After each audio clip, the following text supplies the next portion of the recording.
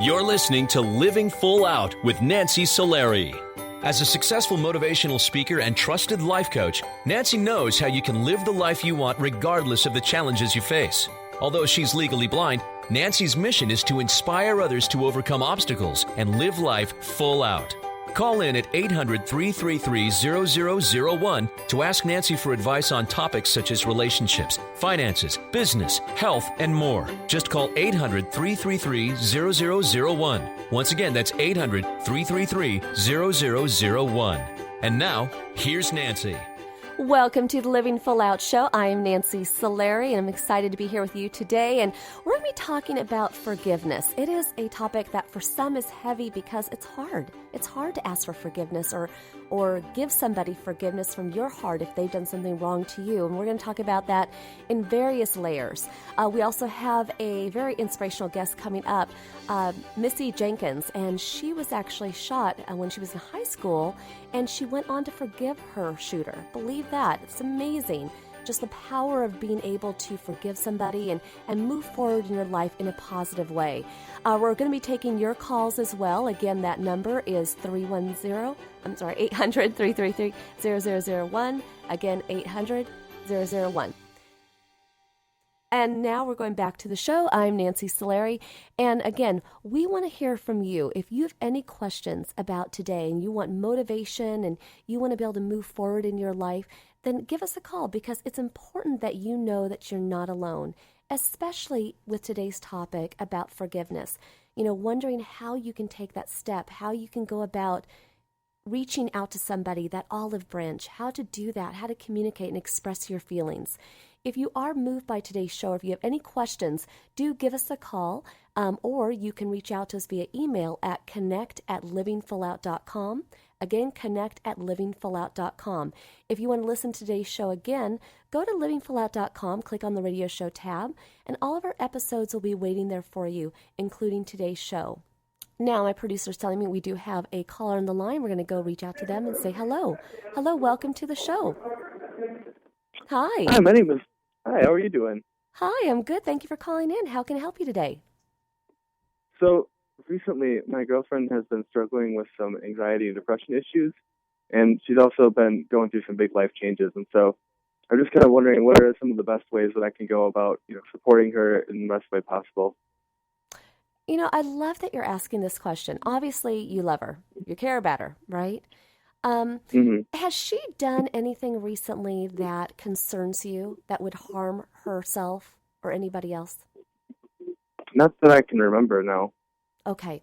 That's the first sign you want to look for. And if that's not the case, then that's good. You want to also remind her every day that she is loved by you and others. And even help her to, on a daily basis, find a way to laugh. Find a way to find the inspiration of every day. Is there something that she enjoys that you could remind her about every day? Like maybe a song, something you could fill the household up with, or, maybe even call her or leave her a voicemail or shoot her a text. Have you done some of those things? Yeah, I've really been trying to call her and make sure that I'm talking to her every day. Okay, and when you call her, what do you say? What do I say? Mm-hmm. Yeah, I mean, usually when I call her, I usually just try and see how her day is going. I kind of let her talk and tell me about her day. That's kind of what I try and do the most amount of time. Perfect. That's exactly what I was hoping you would say. So you try to be a sounding board for her, right? Now, It's important that you be honest with her, though. If you ever feel like the connection is dropping, I promise you she would rather know. See, when someone's depressed, they're kind of in it. They're kind of in their stuff. They're in this dark place. And it's hard for them sometimes to know if it's hurting another person. So while you're going along and you're motivating her and you're checking in and you're being that sounding board, when a day comes along where you feel disconnected from her, where maybe her depression is washing over onto you and making you concerned, you sad, you want to come to her and say, hey, listen, I don't want to not be connected to you and I feel distant.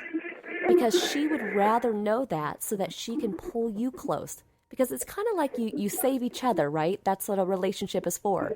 Your strength for each other when needed. Have you ever turned to her when you felt that disconnection? Are you there? Oh, yeah, I'm sorry. Well, I Have missed you, the question. yeah, have you ever turned to her when you felt that disconnection? No, not that I can remember. Okay. Well, again, that might be something you want to consider. And again, it's only if it comes up for you. The reason why I say that is you want to make sure that your relationship maintains its depth and that it doesn't, stay at just the surface level. Not that it does, but you know what I mean? Sometimes, a lot of times when we're calling somebody and we try to be the energy for them, the positivity for them, it's kind of at that surface level to keep them higher, right? But where the depth and the growth of a relationship comes in is when you guys are in it together, in that deep place. And deep can be positive and negative, but at least it just comes from a place of honesty. But I'm proud of you. You're doing great. Be that sounding board for her, and that's the best thing you can possibly be. But thank you so much for calling in. Yeah, thank you so much. This is really great to hear. Thank you. Oh, you're very welcome, and have a wonderful rest of your day, and let us know how things go. Okay, thank you. Thank you. Bye. I love that he called in for that very reason, because when somebody is depressed, when they're sad, when they feel like they have this dark cloud over them, it is hard to be motivated. It is hard to sometimes pull somebody out of that, and to be able to turn to this show and ask for assistance. That's what we're here for. Now we're going to go back to the phone lines again and check in with another caller. Hello, welcome to the Living Full Out Show. Hey, Nancy.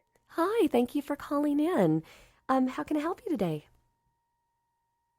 So recently, I've gotten in an argument with my parents. I go to school, college, about 8 hours away from my home, and I don't really get to see my parents as often as I'd like because I don't have a vehicle, and they can't really come get me because it costs a lot. And my significant other, his family lives about 2 hours away from us, and they come and get us all the time because it's close and convenient. And my parents have been getting mad because I don't come see them as often. I don't really think they understand that unless they're going to come get me, there's no way I can get to them. And they've been kind of doing like a guilt trip with me about not coming to see them and my niece and the family. And it's been really straining our relationship. And I really don't know what I can do to get across to them that it's not as easy to come home as it is to my significant others. Yeah, and you know what? So what you want to do is you want to consider ways in which you can spend some quality time with them. They just want to feel special. They want to not feel as though you're leaving them in the dust into a new life. And every parent wants to hold on to their children. They want you to grow up, but they don't want you to grow up, right? And especially they know that one day their little girl's going to meet the right guy and go on and get married, start their own family. And I think it's also maybe a fear of, oh my gosh, have we lost her to his family, right? It's just a natural possible concern that some parents will have. So you want to think about how you can give them quality time without being physically there.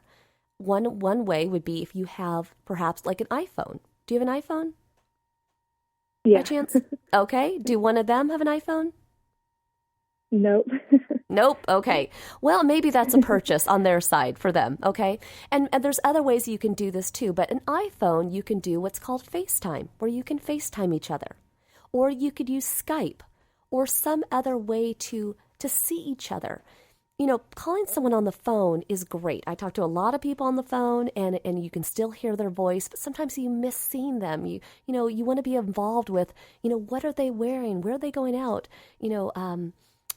Maybe showing them something personal to you. I don't know what that would be. Maybe it's a card. Maybe it's, maybe you buy a new car. Maybe it's, a gift that you got. They just want to be a part of seeing what's going on, as well as hearing your voice. You also might write them from time to time a personal note. Maybe it's a handwritten note. Maybe it's an email. And letting them know just how much you love them, how much you care about them. And I would personally send a separate note to your mom and your dad and give them kind of a recap of why you're so proud to be their daughter and the woman that you're becoming today, and maybe reflect back on a special memory unique to the two of you. Can you do some of those things to maybe let them know that, hey, I love you, I'm still here? Those would be some things I would try. Have you tried those? The Skype, yes, but definitely not the letters, which is definitely worth a try. I would do that. And then the other thing is, start putting some future plans out there. Give them something to look forward to. So if you can't go home every weekend, that's understandable. But they just want to know, okay, when are we going to see her next? Yeah. Right? So you got to give them something to look forward to. And when you do have that date on the calendar, have some special quality time. But if you can do that, I promise you, they will calm down and they'll trust that you'll be back around. Okay? Yeah. But thank you so much for calling in, and we hope you have a great rest of your day. Bye-bye. And so when we come back, we're going to be joined by Missy Jenkins. She's going to be telling her very inspirational story. Stay tuned. We'll be back.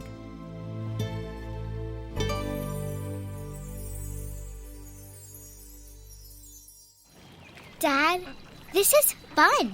I didn't think I'd like kayaking. Well, I'm glad you enjoyed it, but I think it's time to head back in. Okay. Can we come back? Sure. Tomorrow? Let's check with Mom.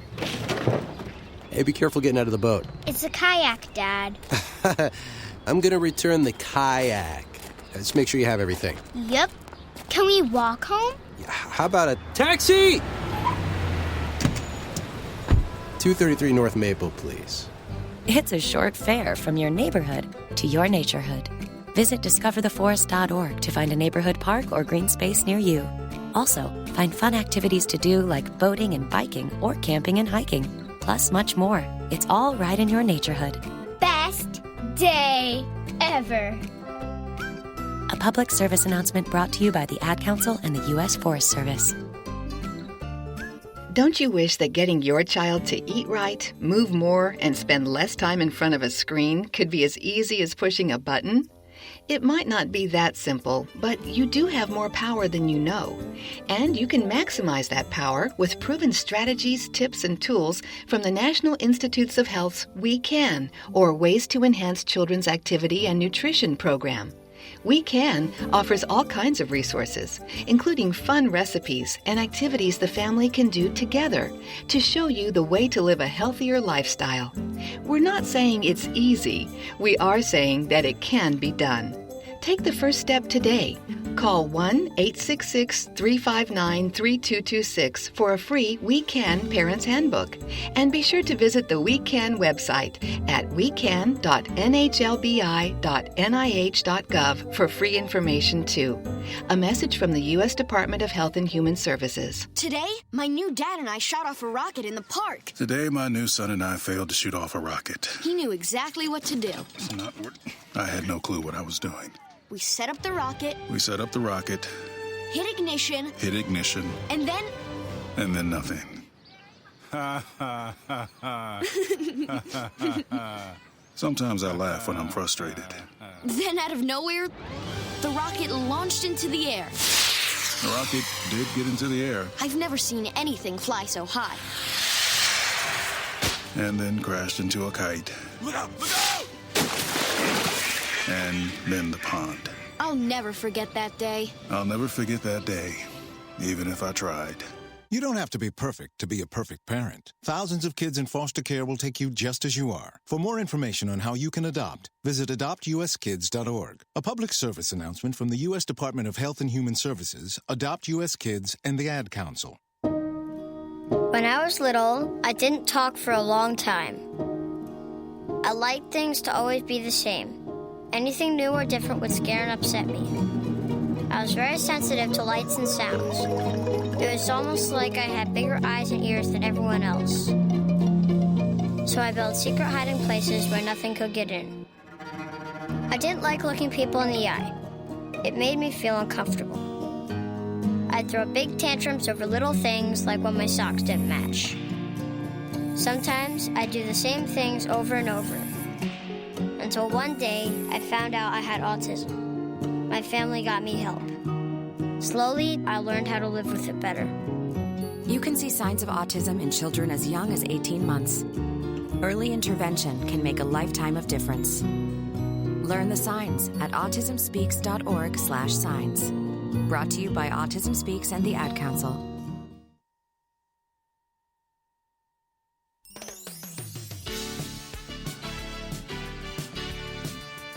You're listening to Living Full Out with Nancy Solari.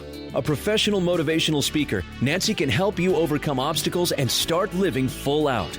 Call in with questions live at 800-333-0001. Once again, that's 800-333-0001. And now, here's Nancy. Welcome back to the Living Full Out Show. I am Nancy Solari, and today we're talking about forgiveness. Now, our inspirational guest for today truly is a perfect example of forgiving someone when it's impossible to think that it could ever be. And I'm going to share that with you, but I'm going to keep you on the hook there because I'm going to stay tuned for that to see what I mean by that. But I'd like to welcome Missy Jenkins. She was actually shot in her high school way back in 1997 when another teenager came in and shot many people in her lobby. Unfortunately, some did die. And she did live, but she was very much injured. She's paralyzed from the chest down, but she has not let that stop her from living her life full out in a big way. So I'd like to welcome Missy to the show. Hi, thank you. Hi.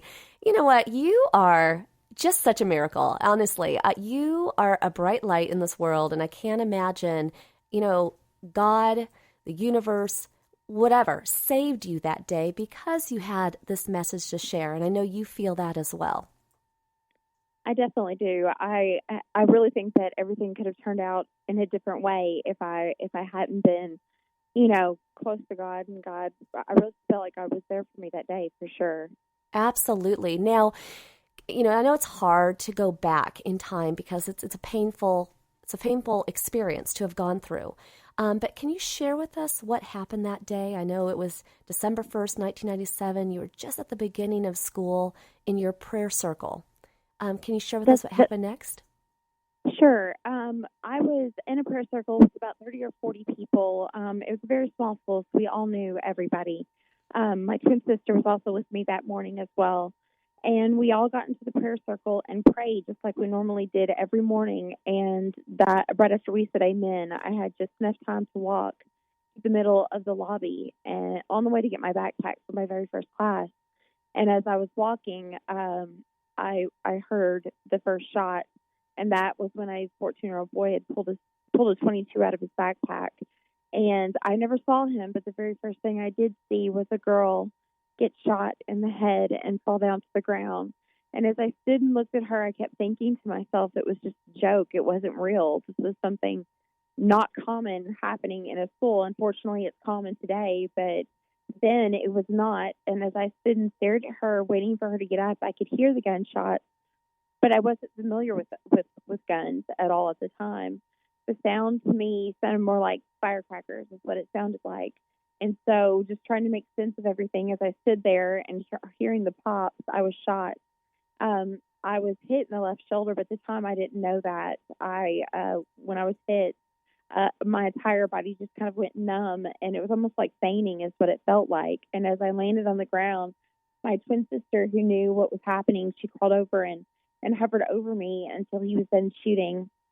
And that's when she finally shared with me what was happening, and that he had a gun, and that at that point, that's when I knew I'd been shot. I also was noticing that I couldn't feel my stomach at the moment, not my legs at the time. But as time kind of went on, I then was also realizing that I had been shot. My twin sister and I were both scared. We didn't know what that meant as far as me not being able to feel anything. But after a while, I started to get very tired, and a teacher that I had at the time came over to me, and she knelt down beside me and she began to pray. And I then at that point got very scared, and I started questioning my teacher and asking her if I was going to die. And she finally told me that she felt like, that I was going to be fine. But then I told her I knew I was paralyzed because I couldn't feel anything. Well, it's there's so much going on in that moment, and trying to comprehend. I feel that, even through the radio today, I can feel what you must have been going through in that time, not even knowing that you got shot, really, just wondering what's going on. Exactly, yeah. Did you, and you didn't see the shooter, when all was said and done and you're laying there and you can't feel your stomach and your teacher is praying and I know probably other people are moaning in pain. Right. I know you're a Christian. You were there for a prayer circle. At that moment, what are you thinking? What do you do? I was scared at first, and I was very worried. But after my teacher prayed for me, all of a sudden I just kind of had this sense of calmness. I knew what was happening to me at that moment. And even though I was witnessing some very horrific things around me, I was also had this sense of feeling of that I was going to be fine and that I was going to be okay. And at the moment, being paralyzed, when everything just kind of came to an understanding, once I got to the hospital and they started quickly, just kind of giving me fluids and running tests on me, and once even I got into the X-ray and they started explaining my injury to me, I was at that moment really understanding and realizing how blessed I was to still be alive. With the bullet going through my left shoulder, it was a 22, so it bounced around in my body, and even though it hit my lung and it hit my spinal cord and exited out the right side of my back without even going through the back of my shirt, which was kind of amazing to me, they found the bullet in my shirt. I was definitely realizing at that moment that I was going to be okay, and that being paralyzed was nothing compared to being gone. I was actually finding that I was getting a second chance at life, and you were one of the lucky ones, huh? Exactly. Now, that I was still alive. You were still alive, exactly. Now, I'm curious, that day, did the shooter, obviously he did a couple pops, couple shots, and then he did rounds, but what happened to him? Where did he he eventually, at that moment, once he kind of came to and realized what he was doing, he eventually then set the gun down. And we didn't have a resource officer. We didn't have anything like that in the school system at the time. And so the principal and the guidance counselor, once he put the gun down, went and grabbed him and took him to the guidance office until the police came. And so he actually put the gun down himself. He'd gone through a lot of problems such as bullying, and I really think that at that moment when he made the decision to bring the gun to school, he was driven to the point of just kind of madness in a way. He didn't know what he was doing and the impact that he was going to cause. He honestly thought that bringing a gun to school would cause people to be afraid and to respect him, and that everything was going to be fine. Wow. Well, when we come back, Missy, I want you to stay on with me here. We're going to go to a quick commercial break, but when we come back, we're going to continue your journey of recovery and where you are today in your life, which is amazing. So everyone stay tuned. We'll be back with Missy Jenkins telling us her story. This is the Living Full Out Show. We'll be right back after this break.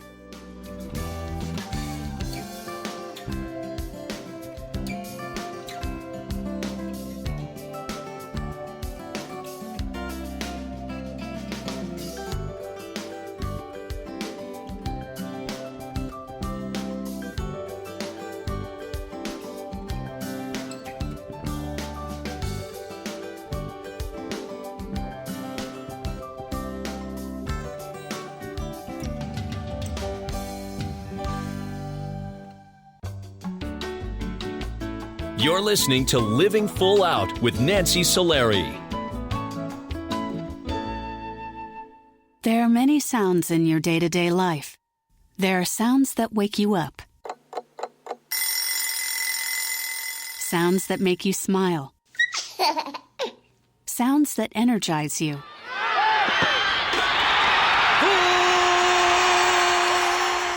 And sounds that help you relax. But there are some sounds that can alert you to danger and can help save lives. Wireless emergency alerts, now on many mobile devices, use a unique sound and vibration to bring you information about severe weather events, Amber Alerts, or other emergencies in your area. With critical information from local sources you know and trust, you can be in the know, wherever you are. For more information, visit ready.gov/alerts. Brought to you by FEMA and the Ad Council. Keyboard Cat, Hamilton the Pug, and Toast Meets World. These are some of the internet's most beloved pets. With millions of YouTube views, shares, Instagram likes, followers, and fans across the globe. But what do all these amazing pets have in common? Their stories started in a shelter. Start your story. Adopt a dog or cat today. Visit theshelterpetproject.org to find a shelter or adoptable pets near you. Training that pet to play the keyboard? Well, that's entirely up to you. Visit theshelterpetproject.org and hear more about Hamilton the Pug, Toast, and Keyboard Cat's amazing adoption stories. Start a story. Adopt a shelter or rescue pet today. Your perfect pet is just a click away at theshelterpetproject.org. A public service announcement brought to you by Maddie's Fund, the Humane Society of the United States, and the Ad Council. As an 18-year-old, I let my mistakes kind of take over my life. I was 0.5 credits away from completing high school, and I didn't do it. 10 years later, at age 28, Jackie finished her high school diploma. When I found out that I was pregnant, I know that I had to do something for myself if I wanted to make her a better person and provide a better life for her. My family never stopped pushing for me to be better because they knew what I could become and who I could become as a person. My support team is amazing. The educational director, my sister, and even my 7-year-old daughter has just been more than the support that I could ask for. I've been given an opportunity, and I'm just thankful for it. No one gets a diploma alone. If you're thinking of finishing your high school diploma, you have help. Find free adult education classes near you at finishyourdiploma.org. That's finishyourdiploma.org. Brought to you by the Dollar General Literacy Foundation and the Ad Council. What if I could tell you that a full-blown wildfire was going to occur tomorrow right where you live? Tell you exactly which neighborhoods it would engulf and how fast it would do it. The first thing you would do is talk with your loved ones and make a plan today. It's true, I can't tell you a wildfire will strike tomorrow, but shouldn't you make a plan anyway? Go to ready.gov/communicate and make your emergency plan today. Don't wait. Communicate. Brought to you by FEMA and the Ad Council.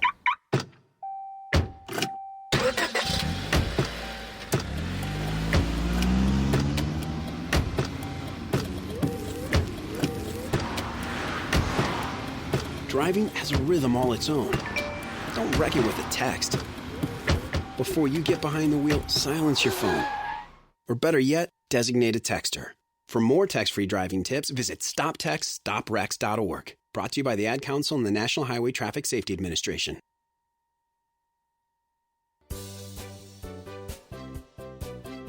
You're listening to Living Full Out with Nancy Solari. As a trusted life coach, Nancy will help you overcome setbacks and embrace all life has to offer. Call in with questions live at 800-333-0001. Once again, that's 800-333-0001. And now, here's Nancy. Thank you for joining us. This is the Living Full Out Show. I am Nancy Solari, and we are continuing our interview today. We're talking about forgiveness, and our interview today is with Missy Jenkins, and she's talking to us about when she was in high school back in 1997, how she got shot when a 14-year-old boy came in and shot at many different people during their prayer circle. And Missy, I'd like to welcome you back to our show. Thank you. Thank you. Sharing with us about how, you'd been shot, in your shoulder, as well as it hit where? Your spinal cord, and where else? And it hit my lung as well. And your lung. But it came out the right side of my back and didn't even go through the back of my shirt. Was one of the amazing things of the fact that I didn't have to have a surgery to have the bullet even removed. So it was almost like God directed the bullet. That is amazing. That is amazing. Now, you had feared laying there in the lobby that day. You couldn't feel your stomach. You were concerned that you were paralyzed. And when you were at the hospital, they had ran tests. They had, checked out to see, where the wounds were. But what you had suspected was true, and you were paralyzed from the chest down. Right. And I'm just wondering, when you had suspected it, but when you got that final confirmation, what did that feel like? What was that moment like? Well, I expected to be upset, and I expected to think that my life would be over. But I had this feeling of you're going to be okay.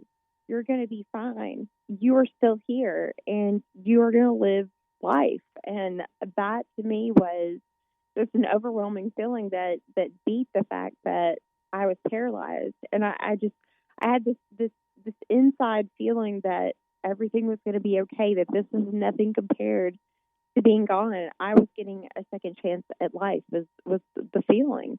And I was glad that I had that feeling. It could have been worse. And I think that feeling pushed me to really be where I am today.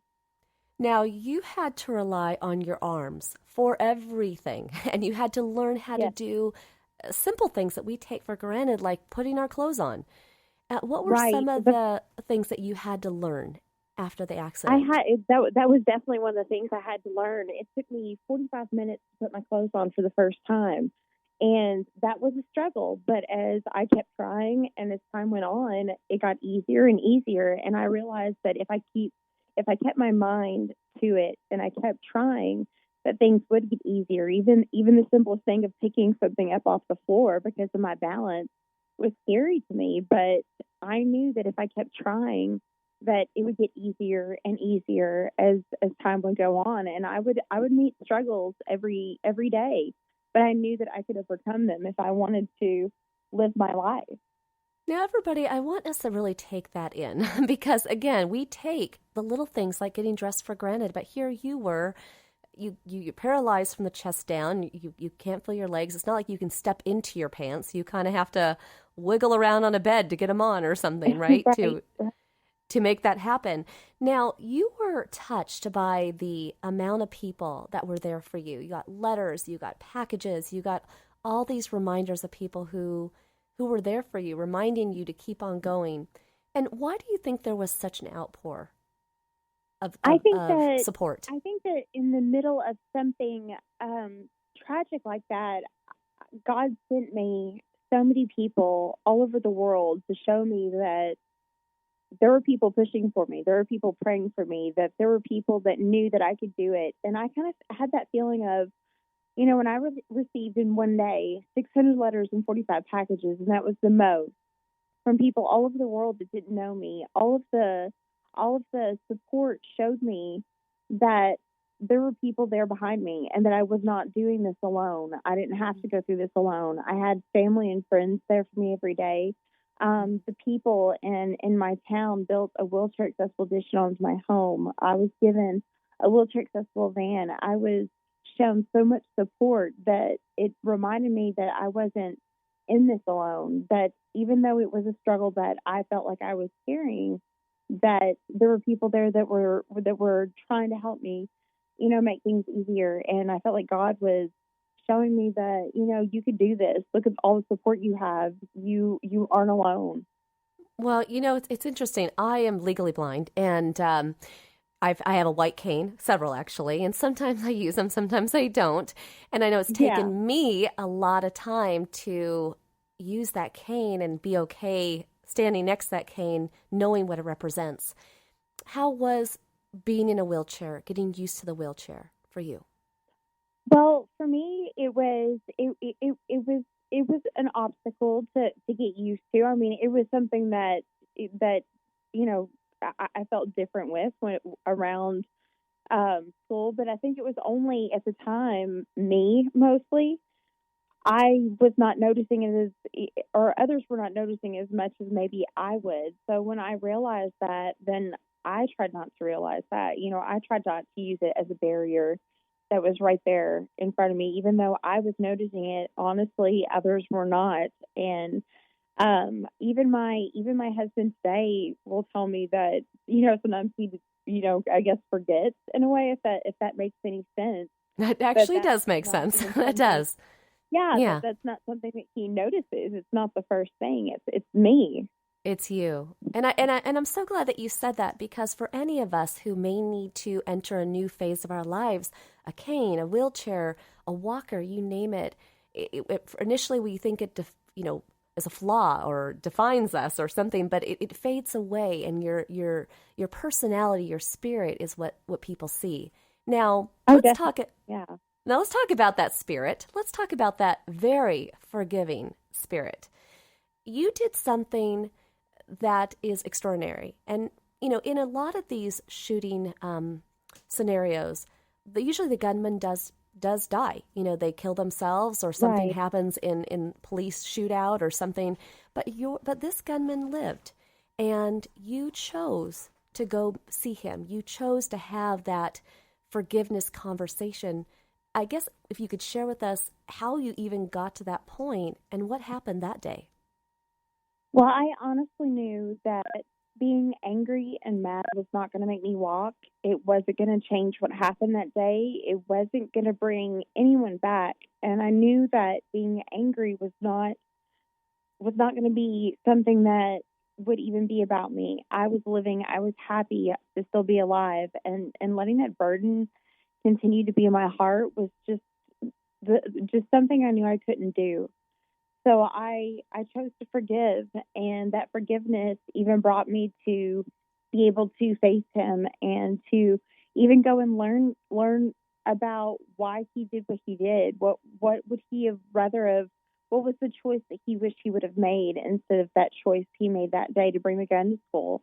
And I felt like it was something I could do to help others, to help prevent something like this from happening. I felt like I could learn from him, and that, him being one of the few shooters still alive, it was something important I felt like I had to do, especially since God had given me the ability to actually get up and speak in front of other people. And that was something before this happened that I wouldn't have ever done or would have ever thought of doing. So forgiveness.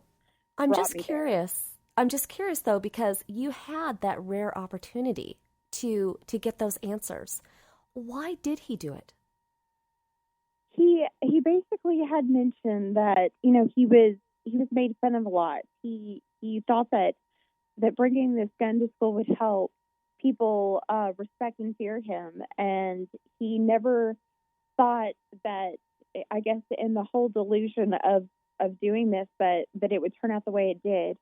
And I think that he wished that he would have actually asked for help, would have asked someone to listen to him. He didn't have someone there that was listening to him. He felt like no one would listen to him, and so he chose to bring the gun to school, thinking that people would back off, would leave him alone. And it was, now he definitely obviously realizes that's the worst decision that he could have ever made in his life, that he wished he would have confined his one and asked for help instead of taking on all of this on his own. And, I think a lot of people take on their burdens on their own and not ask for help. And that's basically what he did. And he wished that he would have done that instead of making this choice that has ruined, a lot of lives, including his own. Well, again, amazing that you were able to get that clarity, that you were able to kind of put closure, a little bit more closure to that day. And you went on to thrive. I mean, you're married, you have kids, you're speaking, you're an author. And why do you feel that you were able to forgive? Why do you feel that where did you get the strength from? I think that I really honestly feel like God gave me that strength and bring me all the support that he did, and just the seeing the abilities I had after this happened. I may have lost the ability to walk, but then I started gaining the ability to share this message to others and let them know that, there's other choices whenever you're faced with situations in your life that you feel like you can't handle, that bringing a gun to school is not what he had to do, that even though I'm in a wheelchair, that I don't have to give up. There's a lot of messages that all of a sudden unfolded in front of my eyes that I felt like I could share. And I felt like I had the ability to share that and to give others hope that, if you're faced with bullying and you need help, that there's people out there that will help you. You don't have to resort to making the decision that he made. And I think that seeing that I was able to share those messages whenever I was super shy before this, I would have never gotten up in front of people and said, you're not shy now. To do that, yeah, it was amazing. So, I felt like it was kind of like my purpose in life to share these Well, things. we talk a lot about purpose at Living Full Out, and you are living on purpose. And I want to thank you very much for being on our show today. And everybody, that was Missy Jenkins sharing her very, very intimate story about being shot yet forgiving her shooter. And thank you so much for being on the show. And everybody, when we come back from the next break, we'll be taking your calls. And again, this is the Living Full Out show. That was Missy Jenkins. Thank you, Missy.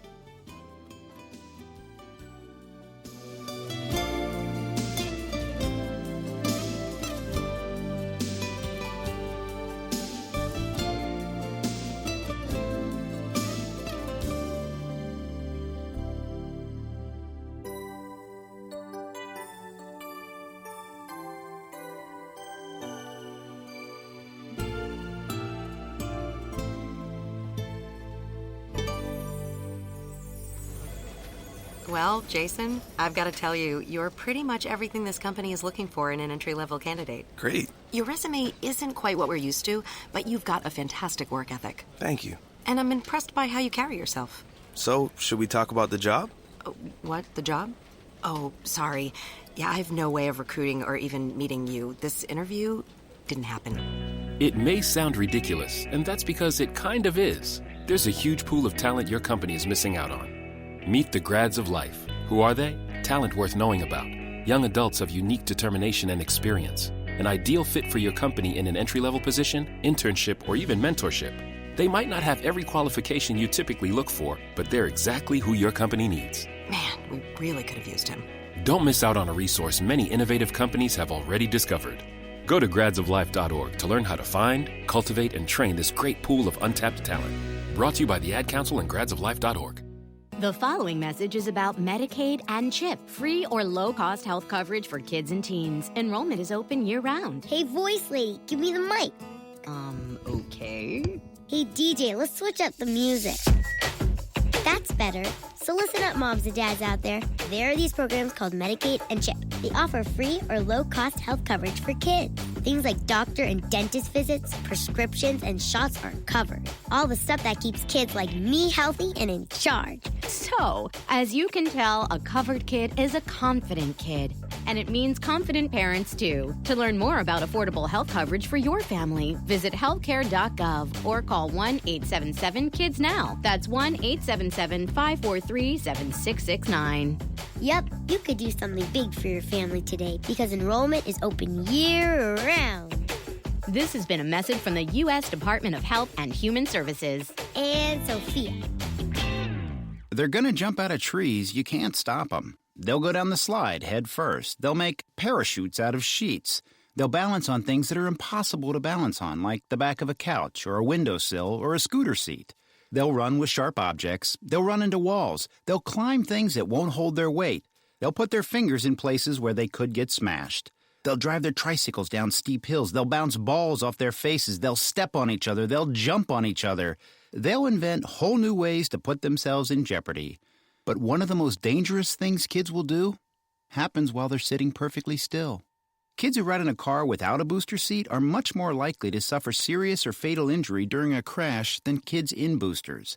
But amazingly, 80% of all kids who need them aren't in them. After a toddler seat and until they're 4'9" booster kids, and don't let them down. Go to boosterseat.gov to learn more about the importance of boosters. A message from the U.S. Department of Transportation and the Ad Council. Hey, Nick Cannon here. So we all know we've got a lot of talent in America. But unfortunately, there's something else we've got way too much of. Childhood hunger. 17 million kids struggle with it in this country. That's why the Feeding America nationwide network of food banks gather surplus food to give hope to hungry kids and their families. Join me in supporting Feeding America and your local food bank at feedingamerica.org. A message from Feeding America and the Ad Council. We're your pets, and this song's dedicated to those people who don't have health insurance yet. Enroll, we say. We want you to be okay. Enroll, we say. Take care, people, for goodness sake. Health insurance is now affordable and covers prescriptions, hospitalizations, and preventive care. Visit getcoveredamerica.org to learn more. And take care, people. Brought to you by Get Covered America and the Ad Council. A large part of what it means to live full out is to forgive others and yourself. It'll free you so you're able to propel yourself higher and be able to achieve the goals and dreams that you wish. Don't let the negative experiences, the tragedies, the crises, even in some cases our disability, hold you back and make you feel as though you can't achieve what you want to. When you forgive yourself, when you forgive others, you'll be able to step forward, embrace what you want in life, and live full out.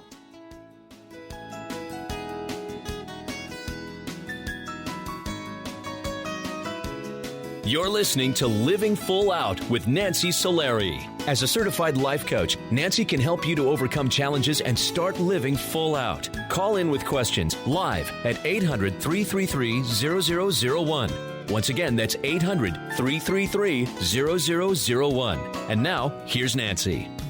All right, here we are, last segment of the show. Can't believe it. It goes so fast. But today we're talking about forgiveness. And our last guest, Missy, wow, to forgive the gunman that shot you, who paralyzed you, that is a strength that we all have. We do. We have the ability to look at ourselves today, tomorrow, and say, gosh, who am I holding on to? Who am I angry at? Maybe it's myself. How can I let go of that pain? How can I forgive that person or myself so that I can set myself free to live full out? That's what the journey of life is about. We're going to roll along in life and we're going to gather all this pain and all these stresses and all these bumps in the road that are going to throw us off. But we have the strength inside us to put us back on course, to put us into a place of peace versus pain. It's just about taking control and saying, I'm not going to let myself be angry at that person or at myself. I'm going to forgive. And that's what today's show is all about. We're now going to go to our phone lines again and check in with one of our callers. Hello, welcome to the Living Full Out show. Hi. Hi, thank you so much for calling in. How can we assist you today? Hi, yes, I have a question. I recently went through a breakup, and I found out that he was using me. And that really, really angered me. I don't want this anger to consume me, and it's so hard. And I don't know what to do. You know what? I feel you. I feel you on that. I can actually still tell that the pain is there. It's still very raw. We can only control our actions. We can't control somebody else's. When somebody uses us, when somebody cheats on us, when somebody steals from us, we always have to put that into perspective that that's on them. That's their flaw. That's their cross that they have to live with their entire life. That's who they are. That's not who you are. And sometimes we have to experience dating, meeting, spending time with these people to recognize the gratitude that we have for the positive relationships in our life. What did you learn most? Now, granted, you dated this person for how long? We dated for 2 years. Okay, for 2 years. And in that 2 years, did you have some good times? Yeah, we did. Okay. Some Friday nights, some trips that you had a good time. You were living life full out. You were having a good time. Now, granted, that person was, using you. And again, we now know that's on them. Without having experienced that, you would never have had those good times. So we don't want to erase that from our life, right? Because you had laughs. You created some good memories with that person and other people. Right? Yes. Okay. Now let's talk about the using part. When you found out that person was using you, were you more angry at them or were you more angry at yourself? I think I was more angry at myself because I should have seen it coming, but I didn't. Well, should you have? I mean, you want to be careful not to should yourself, right? We could have, we should have. Because you can only go through life with the knowledge you have at the time, right? We don't have a crystal ball. Yes, so you don't want to be hard on yourself. You were just in love and you were just living life and having a good time. And that's all the information you had at the time. And that's kind of the joke that life can plan us sometimes, right? We don't have that ability to see into the future. So I want you to be a little bit easier on yourself, because you could have done nothing more. You should have done nothing more. All you had was the information you had at the time. Now, going into the future, you have an opportunity to say, okay, when I meet somebody in the future, I want to make sure that we have similar values in this way, X, Y, and Z. I want to make sure that I maybe ask a few questions about their past relationships or their short-term or long-term goals. So see, that relationship was a part of you maturing, you growing. Do you see that? Yes, I do. Believe it or not, and I'm not saying you go and send that person a thank you note or a card, but believe it or not, they shaped you into who you are today, a stronger version of you. You have more clarity today in what you want in a partner than you did then. What you have to be careful to do is to let that pain sit in you. You want to set it free. You want to say, you know what? You did the best you could. But now, that relationship doesn't define my future. It doesn't dictate my future. Woohoo! Moving on. Right? Yes, sure. Don't let it keep you in pain. Don't let it keep you up at night. Don't let it control you any more than it already has. It's a new day. There's new relationships coming, and go grab them. Okay? Okay, thank you. You're welcome. Thank you for calling in. And I want to thank everybody who listened to today's show. We'll be back next week. And to my entire Living Full Out production team here in the studio, we have Debbie and Sam and Mindy and Rich and everybody who comes here every week to help you stay motivated. We will be back next week and looking forward to living full out together. Have a wonderful day. Stay tuned. We'll see you soon.